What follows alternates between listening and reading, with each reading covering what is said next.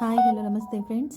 ఈరోజు వీడియోలో రెసిపీ వచ్చేసి బాదం మిల్క్ ఏ విధంగా ప్రిపేర్ చేయాలో చూపించబోతున్నానండి. ముందుగా కావాల్సిన బాదం పిక్కలు ఒక 7 తీసుకున్నాను, జీడిపప్పులు ఒక 7 తీసుకున్నాను.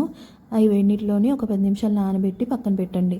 అలాగే పొయ్యి మీద చిన్న గిన్నె పెట్టుకొని 1/2 లీటర్ పాలు యాడ్ చేసుకొని అందులో కొద్దిగా 10 రూపాయలు పాల పౌడర్ యాడ్ చేసుకోండి.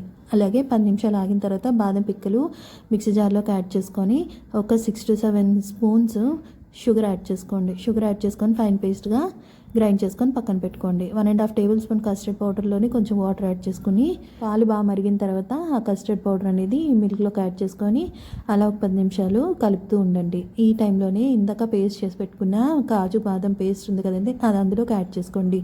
ఆ వీడియో క్లిప్ అనేది నేను డిలీట్ అయిపోయింది, సో ఇందులోకి యాడ్ చేయలేదు.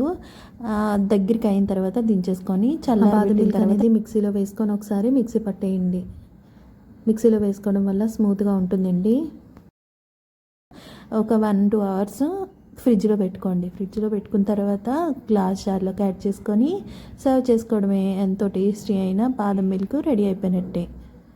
సో నా వీడియో మీకు నచ్చినట్టయితే please do like, subscribe channel friends. Bye bye.